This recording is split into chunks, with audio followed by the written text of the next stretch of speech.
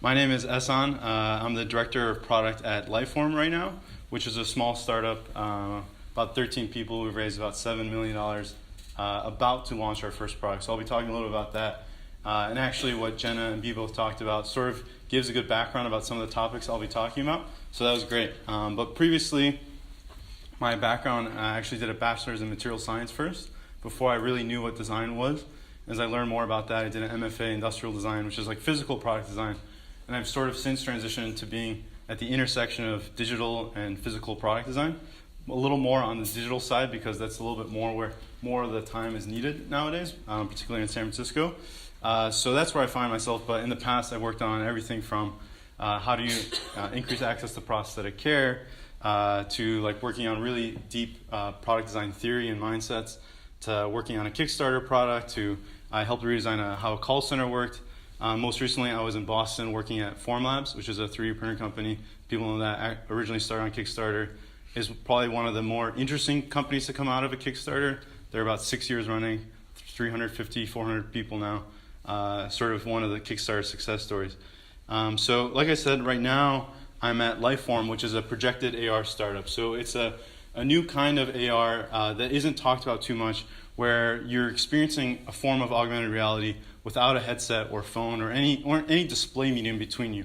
Because what we're using is a projector. So everyday projector that you find around, we add a little computer on top of it called the Lifeform, which is a small computer and a camera system where you do that pattern that you saw in the beginning of this video, where you do a structured light scan. And what that does is it calculates what it would be as if the projector itself was a camera. So for people who are familiar with 3D workflows, you often work from the perspective of a camera. And what we do is we calculate what it would be as if the projector was a camera, so you can create your content from that perspective and create a layer of digital content to put it perfectly, pixel perfectly onto the physical world. So we're all about creating a new sort of display medium where you can put content anywhere. So that goes on for a little bit more. But the title of this talk is Why Do We Interface? And now I see why Bea had her text cut off. It's because my slide is also being cut off in the top left. But that's fine. It wasn't your fault, Bea. So yeah, why do we interface the past, present, and future? So I want to talk about that. And the first section is about the history of information and how it relates to our interfaces and how we design them, why we design them. So often as designers, we talk about how to design something. Does anyone here have a Dribbble account? Okay, so on Dribbble is like the perfect example of how do you design. How big should the button be? How big should the text be? What color should it be? Should there be a shadow? Should there not be a shadow? What color should the shadow be? So it's all these how questions, but we don't often ask the why question. And a lot of times it's because the why question is a little harder, and it's easier to mimic than sort of ask those why questions, which is what Jenna was talking about. It's like, why do you do something? How do you do it? They're two different but sometimes related questions. So this question is all about the why, and if you want to read more about that, I have a few footnotes here from things that I've pulled some insights from. So recommend the Shape of Design by Frank Chimero. So if we ask like this question of why do we interface, for me, and I sort of framed this when I was thinking about this talk, it's a little differently than how I normally think about what an interface is, but at the end of the day, I think it's all about retrieving, reviewing, modifying, and then distributing information, which is maybe a slight twist on how we normally think about what an interface is. I think normally we start, okay, it's an iPhone interface, or it's a computer interface, and it's like we're so familiar that we forget what it's for, and it's all about information. So therefore, an interface is just like a mechanism to interact with information in these ways. It's maybe a different take on what that is. And so as designers, what we're trying to do is we're trying to figure out the best way to encode meaning into something so that someone else can decode it systematically and give their own meaning to it. And repeat that process, which is different than making art. In art, you're encoding meaning, but you're sort of like, you do whatever you want with it. Like, you decode it however you want. It's different than as designers, we're trying to have this repeatable cycle of encoding and decoding meaning.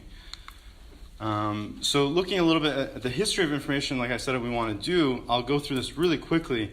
But again, you can look at this book called The Information. Highly recommend it if you want to understand how technology relates to information. It doesn't talk about interfaces or interface design, but still, it gave me the inspiration for what I'm talking about. So at first we started with oral communication, being able to talk with language and sort of capturing history and song and taking it further and finally encoding meaning into symbols that represent other things and finally developing alphabets, which are sort of the cornerstone of developing any interface. But then technology really sort of came into play the first time with the printing press, which let us distribute information faster.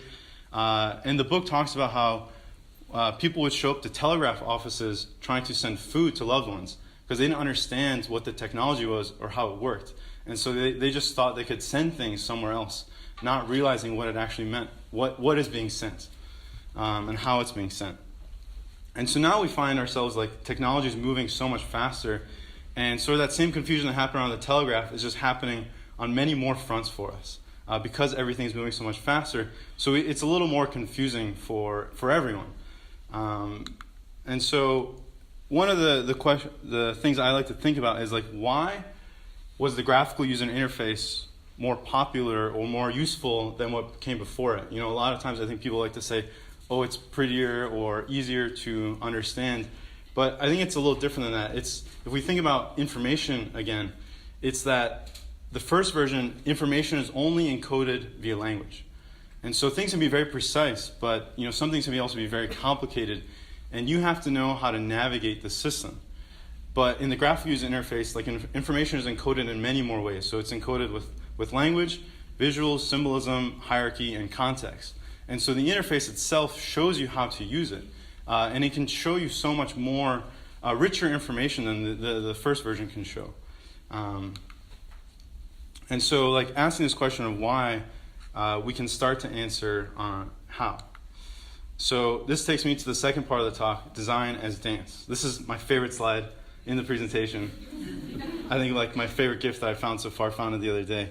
But design isn't sort of like this like exact, precise march towards something. If anyone's ever been a designer at a company that maybe doesn't exactly understand design, they expect you to just be able to like go to the goal. And design is like this dance, this exploration of like what feels right. And you don't know what feels right until you try things out. So that's on a small scale, but on a longer time span, that's also true. We're exploring what feels right. So this happens in fashion all the time. This is a great example of like something going in and out of fashion, which is like what feels right. But there's these other questions of like 1993, Apple tried to introduce the Newton. People thought it was going to succeed, but it failed miserably. iPhone came out 2007. People thought it was going to fail, but it succeeded. And so there's these questions. And the first iPhone didn't really do too much. It didn't have a lot of capabilities. There's a lot of other things that existed around the same time that were capable of doing a lot more. But they got a few things right that let them sort of take off, become one of the most profitable companies in the world. This was a super interesting thing I found the other day. It was sort of, I hear a lot of talk about the hamburger icon and how it's not cool anymore. But I didn't actually realize the history of where it came about, that it was one of the original Xerox symbols that they used where Apple got a lot of its inspiration for the graphical user interface, and it sort of disappeared from use as a sort of user interface symbol until in 2009 Apple reintroduced it into sort of the language with their recording app. And since then, there's sort of this backlash against it of like it's overused, overabused. So there's like this dance, right? It was introduced, no one used it, then it was like used too much, and now it's like, okay, that's not cool anymore. So this is the film Minority Report. I included it in this year because I thought maybe the previous speaker wouldn't know. sorry. So in 2002, Minority Report came out, and it was sort of like the flying car of 2002. What I mean by that is like everyone thought this was going to be the future of user interfaces, but everyone who thought that had never done this, like hold their hands up and do this for like the duration of the slide. For as long as I've been on the slide, like try doing this, and it sort of sucks. It's really imprecise and you get really tired. But we didn't know that at the time per se. So 2012, Google Glass came out. I was personally really excited about this because I thought it was going to be the future. One of the interesting stories was like there was a bar fight in San Francisco. Someone thought they were being recorded and they hated that and it got all over the news. A few years later, 2016, Snapchat Spectacles come out. Snapchat rebrands itself to Snap. It's like this big thing. Everyone was crazy for it. Like everyone thought it was going to take off. There was like, they had the perfect sort of mix of like excitement and interest and limited availability, and it just, as soon as the availability came, no one wanted it anymore. Everyone had forgotten about it. And so sometimes there's these like common sense questions I feel like people don't ask when it comes to technologies. Like, do people actually want to wear a computer on their face all day? Is like I think the question that like people miss when they think about these technologies. Like for me, I wear glasses every single day. I never wear contacts. But like the first thing I want to do whenever I can is like take them off. If I'm like sitting close to my laptop, the first thing I want to do is take it off. Like I don't want to actually wear it all day. So if you think about it in that context, like when do you actually want to wear it? It helps frame a little bit better of like what should it be able to do and like how should it do it. So now all these voice computers, like these voice specific computers, which B was alluding to and talking about, have sort of like taken storm. And Amazon, which is a little bit more ambitious, plays a long game, 2014 came out, sort of like this rhythm. Two years later, Google comes out. They're slightly less, a little more cautious than Amazon. And then the ultra cautious Apple comes out 2 years after that. This year with their version of, and they're sort of rebranding it as like a smart speaker. It's like less about like this assistant. There's still some elements of that, but I think we're really figuring out what these voice computers do. As B alluded to, it's like, but ultimately at the end of the day, it's like the common sense question here is like, when does a voice interface get out of the way instead of in the way? And I think we don't quite know that yet. Part of it's because the technology isn't quite there yet, but there are other challenges when it comes to these. And like looking back again at the sort of history of information, the evolution, if we started first with voice, like we just had the oral communication, and then we started to develop visuals that represented that oral communication, then we codified it into the like alphabets. That's how then we took it back and created visual interfaces. Like visual interfaces were built on this cornerstone of language and symbols that represented things. And that helped us build these interfaces and like take design forward immensely when it came to digital interfaces. But sort of what we did is we tried to take what we had in these visual interfaces and put it back into voice. And it's like it didn't quite work. And it's like we keep trying and it's like not quite working and we're still figuring it out. And I think the really interesting thing is, even though I don't get too excited about the product, I still think it's absolutely fascinating that a screen was added back to a voice computer, right? Amazon added this back. And the screen actually gives you a hint. It's like, try Alexa, what's on my calendar? It like teaches you how to use the interface because that's what was lost in all these voice speakers is it doesn't remind you how to use it. So you have to like memorize these things, learn all these new things, and you can easily forget it. So the data sort of shows, and I think it's like a little bit of like, it's not like hard, we don't have like the hard data I think on the usage, at least last time I checked. But the Alexa, after people buy it, people don't really continue to use it. And there's like, I forget the number, but like in the 20s of thousands of apps or skills that you can teach your Alexa. And so there's like this like vast disparity between the things it can do and like people actually doing anything with it. And then again, design as dance, I just had to add it. It's like, to me it's absolutely hilarious that the Alexa looks exactly like the Windows 95 loading screen. Clouds were cool, they weren't, and now they're cool again. Okay, so the third part. What is like future fantasy versus like the future we're actually building and making real tomorrow? So I think people, like I sort of alluded to, get a little bit too excited about like these future fantasies.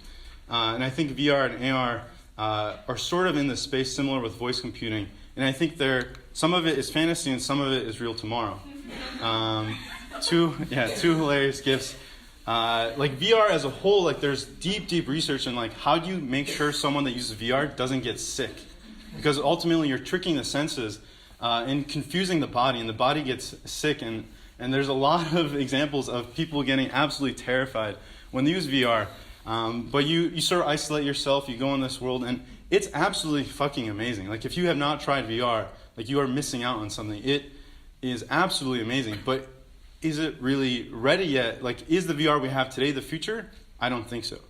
I think the VR we have today is like part of the technology development process to get to what the future should be. And I think headset AR, sort of was alluded to, is like, it's like even less ready now. The current solutions, like it's really difficult to interact with.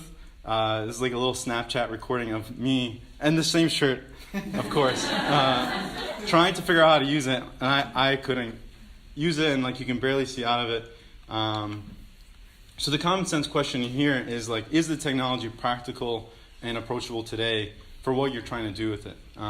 So many different companies and industries try to like get in VR because they thought it was hot, and a lot of them end up just losing a lot of money because they're getting into something like a little too early.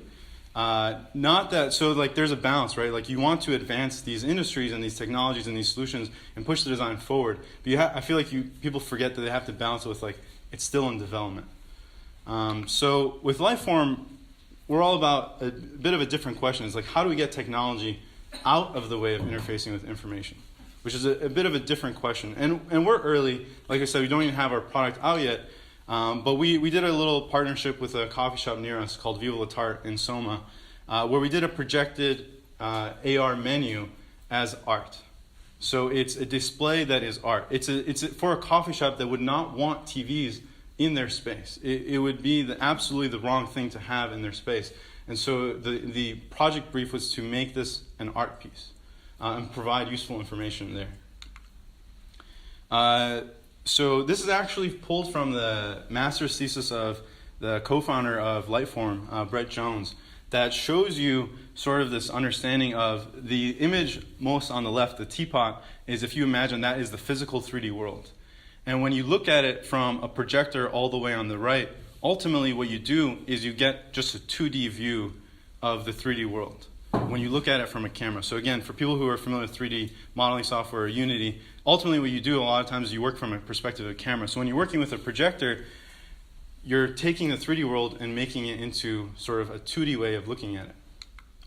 And so what you can do with our product, which is a small add-on to any projector, this is the Lifeform. What you can do is you can roll up to art installation or something else, and very quickly, in the matter of minutes, add an augmented reality digital layer of content onto the physical scene because of that scan that you capture. The scan gives you this perspective of like, what are you actually looking at, and does a pixel matching to what you see on your computer, on our computer software, to what actually appears in the physical world. And so this is something that is created in our software in the matter of 30 minutes. And so with this kind of augmented reality, this is in for art, but it's different than these other forms of augmented reality because there isn't this barrier or friction to experience it. And so yes, people are pulling out their phones, but it's to take pictures and videos of this augmented reality rather than needing that to be the first barrier to experiencing this form of AR. And so our big challenge is how do we make a new interface for a new medium and make it feel familiar? And so this is an early mock-up of our attempt to do that, where we try to make it feel like very familiar for anyone who's used the Adobe Suite or any sort of UI design software like Sketch or Figma, make it feel familiar for them. And so Lifeform is hopefully launching this summer. Our website is www.lightform.com. It's a teaser website right now. You'll get a little bit more info. You can fill out your email. If you think it's something you'll be interested in, or your company will be interested in, enter email there, and you'll be the first to find out when it's available. So that's the talk. Hopefully, it was interesting. Hopefully not talking too much just about Lifeform.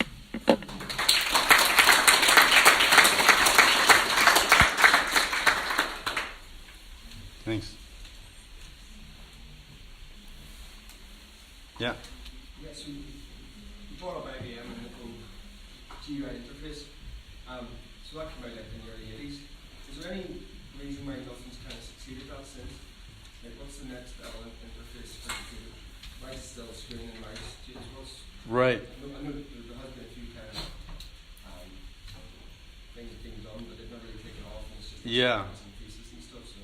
Right. Yeah, I actually had a slide in here that was about the computer mouse and like why is that still the most useful thing? Like it hasn't changed, even though like you're saying there's been many attempts to change it, and I think that's something that's a real challenge because I think touch was something that was supposed to take off and it has in our phones, but only in a particular form factor. Like touch is starting to get into laptops as a new medium, and like I feel like that's the next, like for what you're looking for, that's like the only example I can think of like something that's actually taken off is touch. But I think that's even in a limited capacity. and it depends on your application. Like the mouse will probably remain the most useful way to do high precision work for a long duration. And so there's probably very few things that can meet those requirements, right? Of do something very precisely for a long period of time. And so there's very cool things as gestures and all sorts of things you can do, but they tend not to meet that requirement. Even with touch, I find that like my finger starts to feel a little rough if I'm like doing it too long. So I find that not comfortable. But same with a mouse. Like it's all about having the right sort of ergonomic fit. I don't know if that fully answered your question, Yeah, but it's just, yeah. like, I can't even into it. I'm just Yeah. just I mean- like tangible objects with like kind of feedback mechanisms, which is extension of touch, Right. bringing in other kind of visual aspects around the room. But Yeah. still, I have a screen somewhere, you know. So. Right. And similarly, like I worked in prosthetics, like I mentioned at the very beginning, and that's an area where they keep trying to advance a lot of what you're talking about, like proprioceptive feedback and all these different things. But a lot of the solutions that exist in that space, you sort of hear a lot about these, like if you ever like see a video on Facebook or something, or about these really advanced things, but they tend to just be in research labs, and they really struggle to make them practical. And so just getting a prosthetic arm is about like $5,000 to $30,000, depending on what you're going for in the U.S. And the $5,000 arm is still like a hook. It's like the Captain Hook, and it's a body-powered system. And that body-powered system is actually, in many ways, like more useful than the electronic systems because you get that feedback through the tension in the system. So it's held closed via rubber band, and it's on a harness. And so when you open the harness, like you pull your other shoulder, and you feel all this feedback throughout your body. And so that is like instantaneous feedback. You don't need to like try to flex your muscle and then wait for it to read that and then respond. So sometimes these simpler, dumber mechanisms are more robust solutions. Just a little bit about Lightform. Yeah. The videos that you show were extraordinary, but Thanks. stepping away from the art purpose and kind of going more for the utilitarian, do you guys see yourselves replacing LCD monitors and big, really energy draining systems where information keeps being updated? Yeah. Lightform projectors? No, great question. I think similar to the last question, we see these different displays and interfaces as yes and. It's like, tablet was going to come out and, people thought it would replace, a laptop or something, or, VR is going to replace something else. And it's like yes and. It's like yes tablet, yes VR, yes AR headset, yes Lightform, but you're still going to keep your other interfaces to do other things. I think what we have right here, this display, is actually really interesting. For a long time we had projectors to do this, but projectors weren't great. And so like they all became replaced with TVs because TVs got cheaper, but now projectors are better, and sort of like projectors sort of were dying out and they're replaced with TV screens in conference rooms. But projectors have gotten a lot better recently, and they're a lot cheaper. The projectors that we like to use are Epsons, but really you could use any projector. And so there are these different factors that come into play, but at the end of the day, the pixel density of a projector right now is probably going to be 1920 by 1080 pixels. And so if you're trying to spread that out over something really large, your pixels get larger. So I don't know, there aren't many designers these days that have worked on maybe low density displays where I had to design an interface for 128 by 64 pixel display, where every single character I wanted on there, I needed to redraw it at the exact size because you only have so few pixels to work with. And so it's all about like finding, like understanding like what medium you're working with and what it's good for. So I think what we have learned is good for your laptop won't be good for what Lightform is for. Lightform will be good for something new that we haven't quite done yet. But it should be for more than just art. So to like answer that part of your question, in our office we use it for our dashboards, like our company dashboards. And I showed the menu. I think that's a great example where it's information and art. And we'll have more examples for sure in the coming months. Yeah. So the examples you've shown here are great, by the way, love it. Thanks. Have you thought about interaction, or is interaction not something that you're... Yeah, great question. So like I think sort of what I was talking about is like what can be practical today. I think interaction will be practical later, but not really today, because the computing systems that you need, the power that you need to have real-time interactive experiences, it is possible today, but not in an affordable computer or something that's easy to set up. So what's different, right, with VR and AR, as Jenna was talking about, you have to be using game development software to develop it. And then when you run it, you need a very powerful computer if you want to be doing really advanced stuff. Otherwise, your quality really suffers. And so the Lifeform is, I didn't quite explain, but everything runs on the Lifeform. And so it's meant to be installed and left somewhere. And so yes, there's lots of really interesting experience or research in interactive projection mediums that you may have seen in real-time tracking. But at least the current version, we don't think those systems are good enough yet to be in a product. At least not in this kind of a product. You guys have a price point? Yes. When you actually asked me if I could give this talk, I was like, okay, let me ask my company if I how much I can show. So I don't know if I should say the price point today. But yeah, I think where it's going to be is ultimately sort of in this prosumer category, where if you're a designer and you really want to buy it, you're going to be able to afford it. But it's meant more for businesses and places, and that's the sort of ideal customer. But the ideal user, I think, are people in this room, people who are graphic designers or product designers. And not necessarily a motion designer. That's something we spent a lot of time on, of how do you develop tools that are more easier to use than After Effects. Have people used After Effects here? A little bit? Like, I feel like that's the normal question. I was like, oh yeah, I sort of tried it once. And I can't remember how to use it now, because it's so different than the whole rest of the Adobe suite. So that's a big challenge for us, is like Sketch made interface design really simple and took all the complexity from Photoshop. We're trying to do something like that when it comes to motion design. Yeah, so your product is like, I feel like a very, like a high-end, takes like a high skill requirement to use, because like you said, you need like graphic design experience, or you need some motion experience, you need to know like a keyframe use. So how do you envision people like learning your software and learning your hardware and then selling it to installations and stuff like that, or are you gonna sell that work yourself and do that? Sure, good question. Yeah, so like for example, the coffee shop that we worked with, we were the agency that did it for them.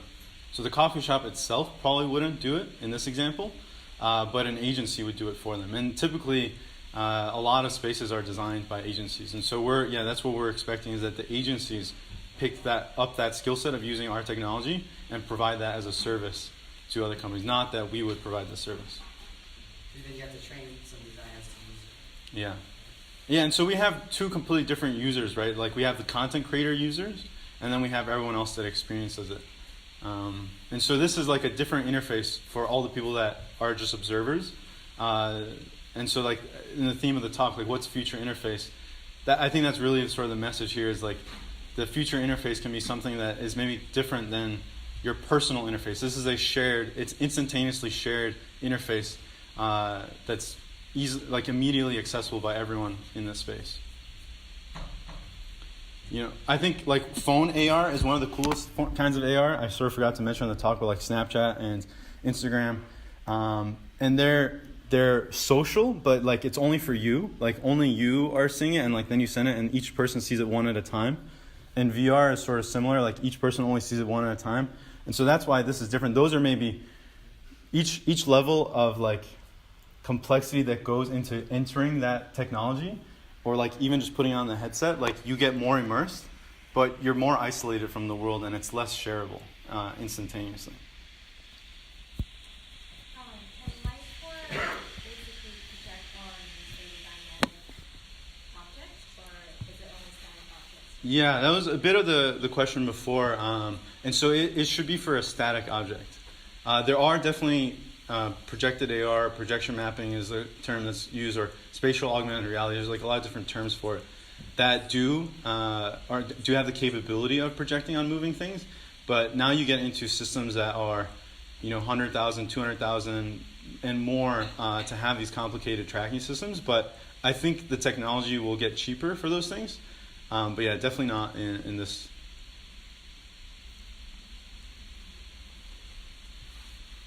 Cool. Maybe I'll play one more little thing if there's any other question. Actually, not this one. This one? I think this is sort of what people are looking for. Any other questions?